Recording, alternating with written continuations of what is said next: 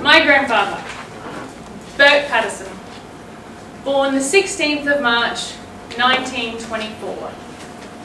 The 16th of March. Today, he would have been 97 years old.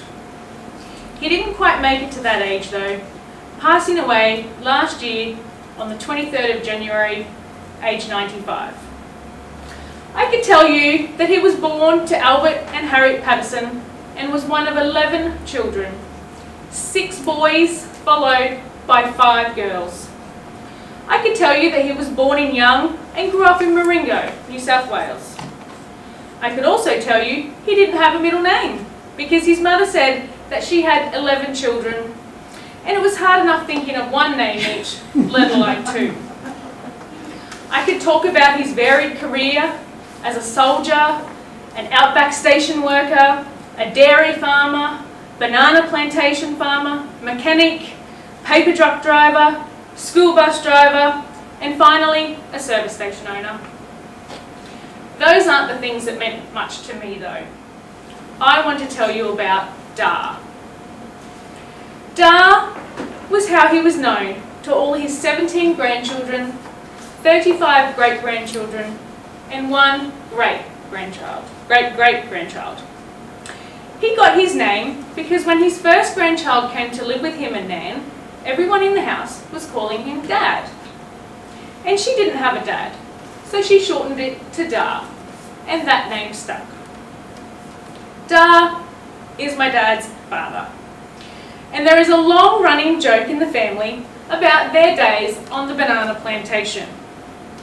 My dad swears that he slept in a banana box and used banana sacks as a pillow, a school bag, socks, shoes, jackets, and anything else he can think of. Dar never officially confirmed or denied these stories. Another story that is a bit cagey was his days as a bookie, where apparently he managed a huge ledger of horse racing bets.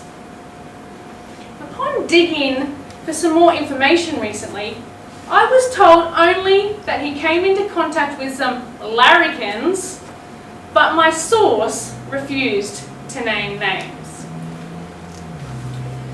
Dar was an avid newspaper reader and he always had a newspaper next to his chair, and he would read them from cover to cover. He said he had paid for every word and he was going to read every word that he paid for. Even a few years ago when we went to visit and he didn't quite seem with it all, there he was, still reading the newspaper and still commenting on the jobs advertised and the news articles. As a child, I would get to visit Nan and Dar on the holidays, and every day Dar would come home from work at the service station with ice creams for us. I can't believe how a small amount of plain vanilla ice cream could be so exciting. But when he brought in those little Dixie cups with the wooden spoons, I thought they were the most amazing and delicious treat I have ever tasted. His card tricks are one of my most favourite memories. He would show me these card tricks on the holidays and I would beg and beg him to show me how they worked until he would finally give in and teach me. And then I would go home and practice until I got them just right, and then I would wow my friends with the magical tricks. One trick in particular was not a magical one, but one that we all found hilarious. Dar would stand there with a deck of cards hidden behind his back, and he would say, "What sound does a cow make?" He would then proceed to drop the cards in a stream onto the ground, and it sounded just like a cow cooing. We thought it was hilarious. Until he would say, 52 pick up, and we would have to pick up all the cards as he would laugh and laugh at us.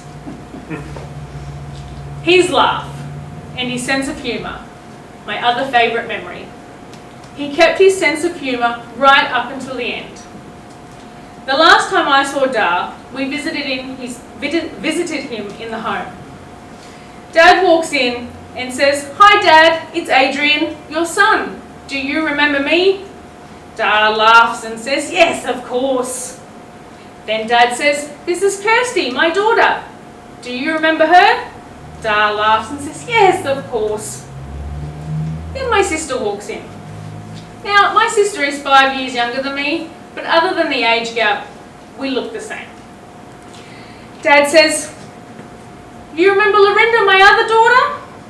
Dad looks at her. "Nope, don't know her, never seen her before in my life." Unfortunately, he wasn't joking. He really didn't remember her. He'd laugh and tell the nurse all about us and how we are his illegal immigrants from Queensland. He thought that was hilarious, and he laughed his big, memorable laugh. He had the best laugh, and I think that is what I'm going to miss most of all. So here is to you, Dar. I'm sorry I couldn't make your funeral, but I hope if you're here with me tonight that you know I loved you, and I feel very blessed that I was lucky enough to have you as my Dar.